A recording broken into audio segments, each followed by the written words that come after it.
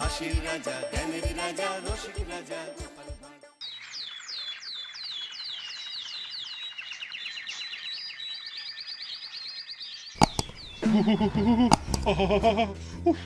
এখনো জ্বলছে। তোমাকে এসে থেকেই দেখছি ঘটিতে আঙুল ডুবিয়ে বসে আছো। কি হয়েছেটা কি? আর বলবেন না মহারাজ, আমার গিন্নি চলে যাওয়ার পর থেকে তো হাত পুড়িয়ে খাই। আজকে সত্যি সত্যি রান্না করতে গিয়ে হাত পুড়ে গেছে, তাই তো? হ্যাঁ মহারাজ, আপনি একদম ঠিক ধরেছেন। বেশ, বুঝলাম, কিন্তু এখনো গোপাল এলো না। মহারাজ, আপনার জন্য একটা পত্র এসেছে। কই কই দেখি।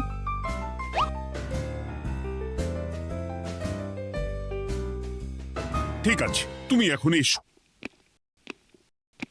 কিসের পত্র মহারাজ? দাঁড়াও, আগে গোপাল আসুক, তারপর বলছি। এই তো চলে এসেছি মহারাজ। দেখুন, আজকেও দেরি।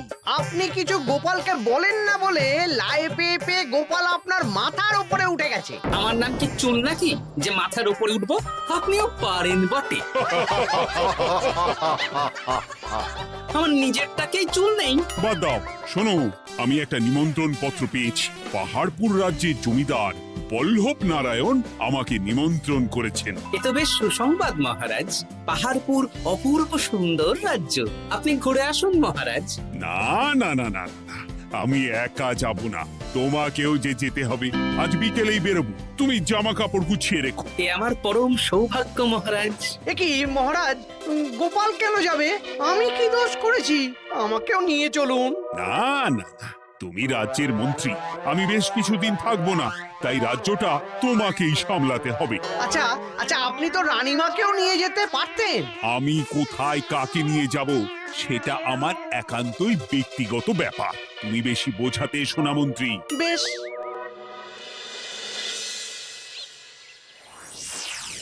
গোপাল গোপাল আর গোপাল, এই গোপালের জন্যে আমাদের কপালটাই মন্দ থেকে গেল। মন্দ না, বলুন বন্ধ থেকে গেল। সব সুযোগ ওই গোপাল পাবে, আর আমাদের বেলা ছাই। আজকেও গোপাল রাজসভায় দেরি করে এলো, তবুও বেটাকে মহারাজ কিছু বললেন না। বলবে কি? উল্টে মহারাজই তো গোপালকে ঘুরতে নিয়ে যাচ্ছেন। পাহাড়পুরে গিয়ে ভালো মন্দ আহার করবে গোপাল, আর আমি রাজ্য পাহারা দেব। হ্যাঁ, ঘেন্না ধরে গেল এই জীবনে। গোপাল যতদিন আছে ততদিন কিন্তু আমরা ওই ফুলে ফেপে উঠতে পারবো না। গোপালের যেন 7 খুন মাপ। আমরা তো বানের জলে ভেসে এসেছি। আপনি তো গোপালকে তাড়ানোর অনেক চেষ্টা করেছেন, কিন্তু কিছুতেই কিছু হয়নি। হবে কি করে? গোপালের একে ওই ক্ষুরোধার বুদ্ধি, তারপর মহারাজের উপর অগাধ বিশ্বাস, দুটো মিলেমিশে এক হয়ে গেছে। মাঝে মাঝে তো মনে হয় বেটাকে মেরেই ফেলি। আমার দু চক্ষের বিষ।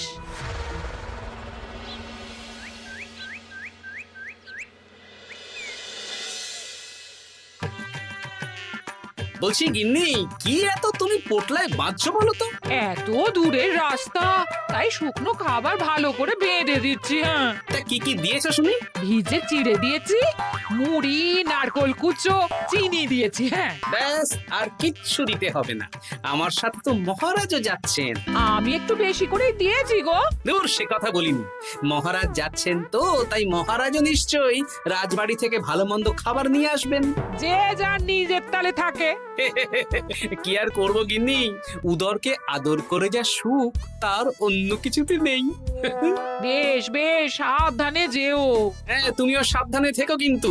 আর নাতনি নাতনিগুলো এলে তাদের জানিয়ে দিও যে দাদু বেশ কিছুদিন থাকবে না। ঠিক আছে গো, ঠিক আছে। সাবধানে যাবেন মহারাজ।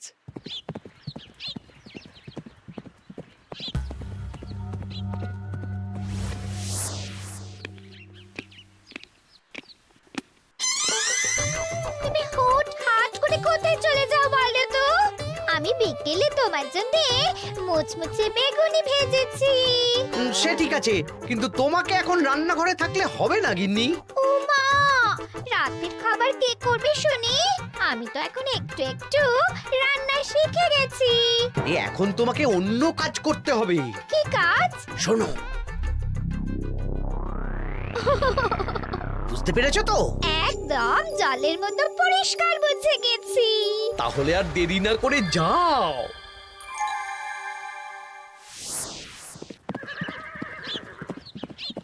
মহারাজ একটা কথা বলতে পারি? বলো গোপাল। আমরা পাহাড়পুর জমিদার বাড়িতে যাচ্ছি কেন? তুমি তো জানো আমাদের সেনাপতি এখন একা একাই নিজের সংসার সামলায়। হ্যাঁ, ওই ঘটনার পর থেকে তো সেনাপতির জন্য ভালো পাত্রীও পাওয়া যায়নি। পাহাড়পুরের জমিদার বল্লভ নারায়ণের একমাত্র কন্যা এখন বিবাহযোগ্যা, তাই আমি আর তুমি দেখতে যাচ্ছি। সেনাপতিকেও সাথে নিয়ে গেলে হতো। না, আগে আমরা যাব, মেয়েটা কেমন সেটা বিচার বিবেচনা করে ফিরে আসব। তারপর যদি সেনাপতি রাজি হয় তখন আমরা বাকি ব্যবস্থার দিকে এগোবো, তাই তো?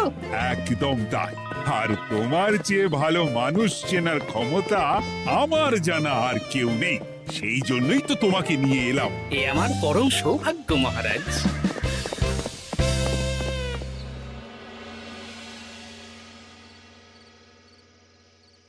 প্রণাম রানীমা। আরে মন্ত্রী গিন্নি যে, বলো বলো। এই কিছু বেগুনি ভেজেছি, তাই আপনার জন্য নিয়ে এলাম রানীমা। সরলা, তুমি ওটা রান্নাঘরে নিয়ে যাও। আচ্ছা রানীমা। মা, এই গয়নাটা পরে কি সুন্দর লাগছে আপনাকে। নতুন নিলেন? না না, বছরখানেক আগে বিবাহ বার্ষিকীতে মহারাজ গড়িয়ে দিয়েছিলেন। একটা কথা বলবো রানীমা? বলো না, কি বলবে? আমার মনে হয় আপনাকে আমাদের মহারাজ না আর আগের মতন ভালোবাসেন না। এই কি কথা বলছো তুমি? খোলা চোখে যা মনে হয় তাই বলেছে রানীমা। এই দেখুন না, মহারাজ হঠাৎ পাহাড়পুরে ঘুরতে চলে গেলেন আর আপনাকে নিয়ে গেলেন না। নিশ্চয়ই কোনো কাজ আছে, তাই আমাকে নিয়ে যাননি। ওই তো, এত ছাড় দিয়েছেন বলেই তো পার পেয়ে বসেছে। অপরাধ নেবেন না রানীমা। মহারাজ সব ব্যাপারে শুধু গোপাল আর গোপাল, কিন্তু বাড়িতে যে আপনিও আছেন সেটা মহারাজ খেয়ালই করেন না। আসলে গোপালকে মহারাজ খুবই স্নেহ করেন তো। আপনি আগে না গোপাল আগে? পাহাড়পুর তো এত সুন্দর জায়গা, চারিদিকে পাহাড়, পাহাড় থেকে নেমে আসছে নদী। ভাবুন আপনাকে মহারাজ নিয়ে যেতেন যদি। সত্যি তো, আমাকে তো মহারাজ নিয়ে গেলেন না। নিয়ে যাবেই বা কেন? আপনাকে তো আর মহারাজ আগের মতো ভালোই বাসেন না। সব ধ্যান জ্ঞান এখন শুধু গোপাল। হ্যাঁ সত্যি তো, আমি তো এটা ভেবেও দেখিনি কখনো। গোপালই আপনার কপাল পুড়িয়েছে। আসছে রানীমা।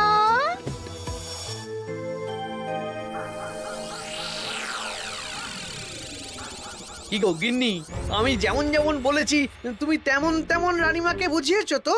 হ্যাঁ হ্যাঁ, আমি একেবারে এমন ভাবে কানে পুষ্পমন্ত ঢেলেছি, রানীমার কান মাথা সব সব ভরে গেছে।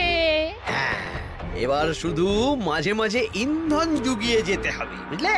তারপরে তোমার পথের কাঁটা ফাঁকা হয়ে যাবে। আর একবার গোপাল সরে গেলেই আর কোনো চিন্তা নেই। দু হাত ভরে রোজগার করবে গো।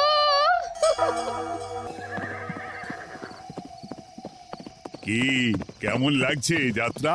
বেশ ভালোই মহারাজ।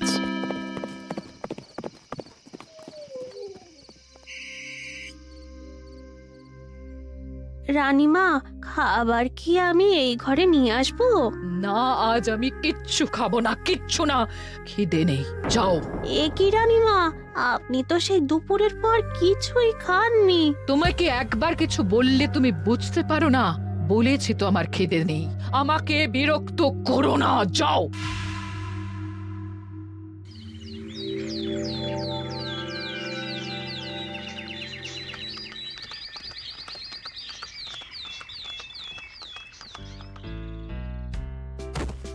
আসুন মহারাজ কৃষ্ণচন্দ্র, আসুন আসুন আসুন।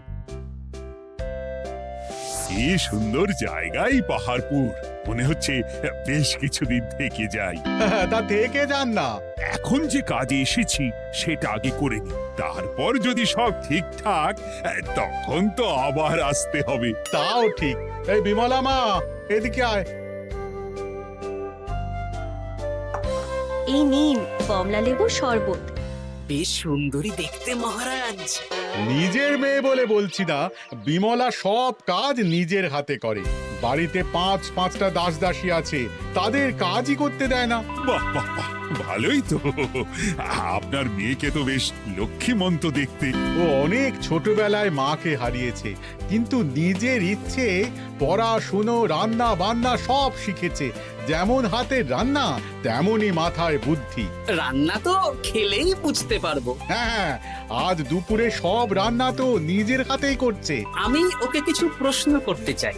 দাঁড়িয়ে আছো কেন মা? বসো। মহারাজ, আপনার অনুমতি নিয়ে আমি বিমলাকে কিছু প্রশ্ন করতে চাই। করো না। আচ্ছা বিমলা, তোমার বয়স কত? আসছে শ্রাবণে আমি 19 বছরে পড়ব। আচ্ছা, শ্রাবণ মাসে জন্ম, বর্ষাকালে। বেশ বেশ। আচ্ছা বলো তো, মেঘের ডাকে জল ছেড়ে ডাঙায় উঠে পড়ে, মানুষ তাকে হাতে পেলে নিয়ে যায় ঘরে, এটা কি? কই মাছ। বাহ বাহ, এবার বলো তো, এমন কোন জিনিস যেটা একান্তই তোমার কিন্তু অন্যেরা বেশি ব্যবহার করে? আমার নাম। বাহ বাহ বাহ বাহ বাহ, খুব সুন্দর খুব সুন্দর। আপনার মেয়ের মাথায় বুদ্ধি আছে। আচ্ছা আচ্ছা, আরেকটা প্রশ্ন করব। বলো তো, একটা অঙ্ক পরীক্ষায় তোমার বাবা 100-তে 90 পেয়েছে, তুমি 100-তে 100 পেয়েছো, আর আমি 100-তে 95 পেয়েছি। তাহলে কে বেশি বুদ্ধিমান? আপনি বেশি বুদ্ধিমান। এমা, এটা তুই কি বললি রে? তুই তো 100-তে 100 পেয়েছিস, তাহলে তুই বেশি বুদ্ধিমান হবি না? না না, আমি হলে তো বুদ্ধিমতী হব। দারুণ দারুণ। জমিদার মশাই, আপনার মেয়ে সত্যি বুদ্ধিমান, না মানে বুদ্ধিমতী। এবার দুপুরের ভুরি ভোজটা খেলেই বুঝতে পারবো হাতের জাদু।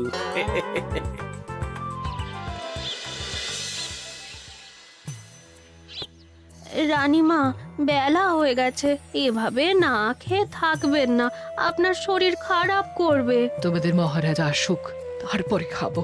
যতদূর জানি মহারাজ আগামীকাল সকালে ফিরবেন। বেশ, আমাকে একটু শরবত করে এনে দাও, আর কিছু খাবো না।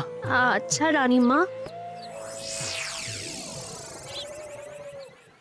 বুঝলি, আজ পুকুর ঘাটে গিয়ে যা শুনলাম না।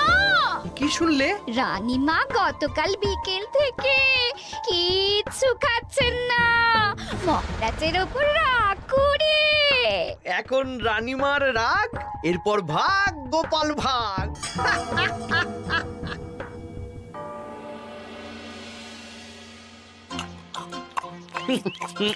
সত্যি বিমলা, তোমার হাতের রান্নার কোনো তুলনা নেই মা। আমাদের সেনাপতি তাহলে আর হাত পুড়িয়ে রান্না করবে না বলছো? সে যদি কর্তাগিন্নিতে রাগারাগি হয় তখন।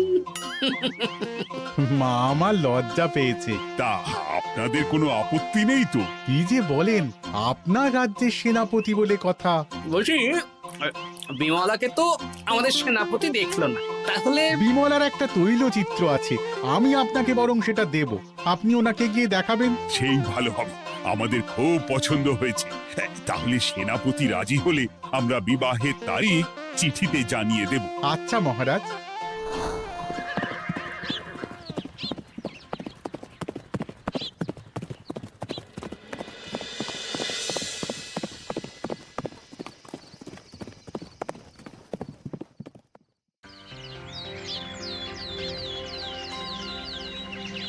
মহারাজ, আমি তাহলে আসি।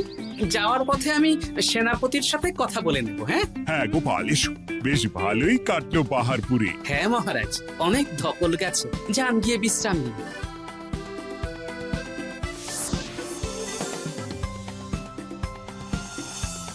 কি সেনাপতি, পছন্দ তো? হ্যাঁ, খুব পছন্দ হয়েছে গোপাল। তোমার চোখ তো দেখছি একেবারে জহুরির চোখ।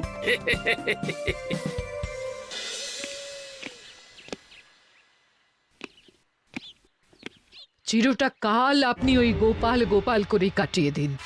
কি হলো? রানীমা গত পরশু থেকে কিচ্ছু খাননি, গতকাল একটু শরবত খেয়েছেন শুধু। কেন, কি হয়েছে? দেখুন মহারাজ, সহ্যের একটা সীমা আছে। আরে, আমার তো কিছুই মাথায় ঢুকছে না। মাথায় শুধু গোপাল থাকলে আমার কথা ঢুকবে কি করে মহারাজ?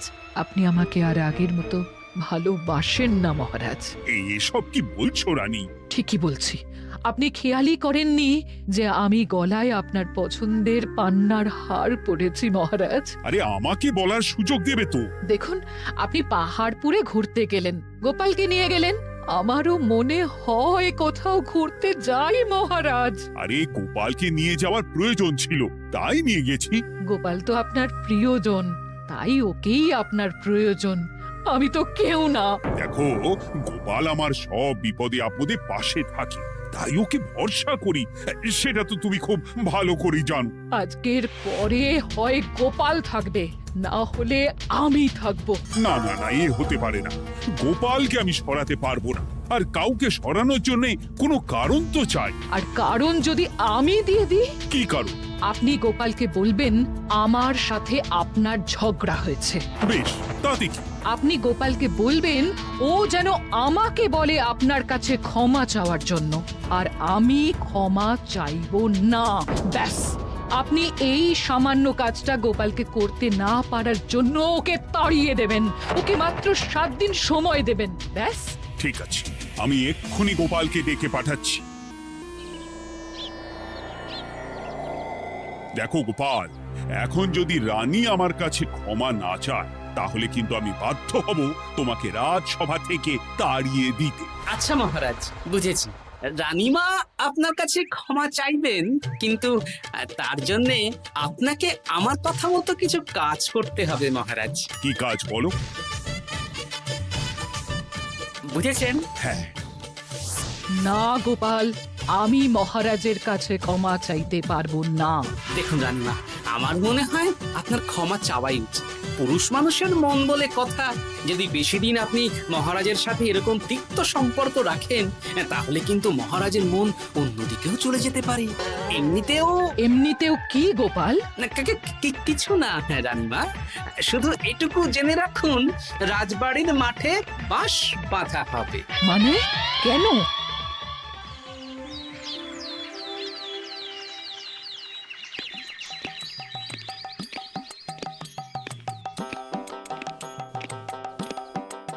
আসতে পারি মহারাজ?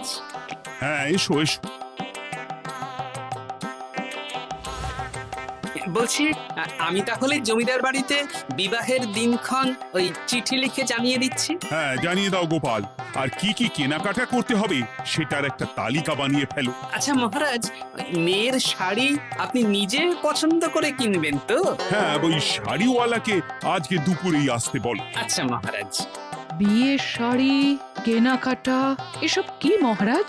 সেসব বলা যাবে না রানী, সময় হলে জানতেই পারবে। তবে বিমলাকে অপরূপ সুন্দরী দেখতে, এটুকু বলতে পারি। দেখুন তো মহারাজ, ওই টোপরটা ঠিক আছে কিনা? একদম ঠিক আছে, খুব সুন্দর। শাড়িওয়ালা এক্ষুনি আসছে। আসছি মহারাজ। এসো এসো। কার জন্য শাড়ি লাগবে মহারাজ? রানীমার জন্য? না না, বিমলার জন্যে। বিমলাকে? এক অপরূপা তরুণী, বুদ্ধিমতীও আছে, ধীর স্থির, ঝগড়া করে না। বেশ, অনেক হয়েছে মহারাজ। দোহাই আপনার, আপনি দ্বিতীয় বিয়ে করবেন না। আমি ক্ষমা চাইছি। কি বলছো রানী? আমি বুঝতে পেরেছি, আমি আপনাকে গোপালের নামে 2-4 কথা শুনিয়েছি বলে আপনি বিয়ে করতে চলেছেন। আমি আর রাগারাগি করব না, আমাকে ক্ষমা করুন। ব্যাস, রানীমা ক্ষমা চেয়ে নিয়েছেন, মানে আমার চাকরিটা থাকছে। হ্যাঁ গোপাল, হ্যাঁ, দোহাই তোমার, মহারাজকে বিপথে চালিত করো না। আরে দূর, আমি বিয়ে করছি নাকি? বিয়ে তো হবে সেনাপতির। ওর জন্যই তো পাত্রী দেখতে পাহাড়পুরে গেছিলাম, গোপাল আর আমি। তার মানে মন্ত্রীর বউ আমাকে ভুল বোঝালো? আবার মন্ত্রীর কোনো ষড়যন্ত্র হবে, ওকে না নিয়ে গিয়ে গোপালকে নিয়ে গেলাম বলে। সেনাপতির বিয়ের আগেই আপনি মন্ত্রী মশাইকে ধোলাইটা দিয়ে দিন। ঠিক বলেছ রানী, তুমি বরং শাড়ি পছন্দ করো, আর আমি চললাম মন্ত্রীকে ধোলাই দিতে।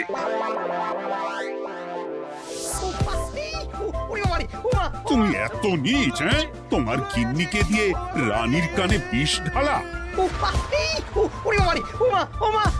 ভুল হয়ে গেছে, ক্ষমা করে দিন।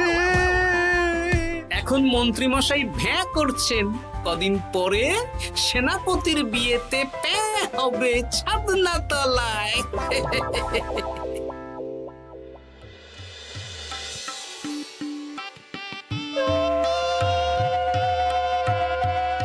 এবার মালা বদল হবে।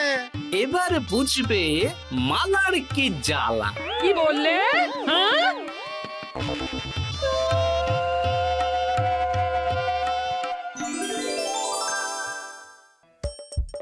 হাসির রাজা জ্ঞানের রাজা রসিক রাজা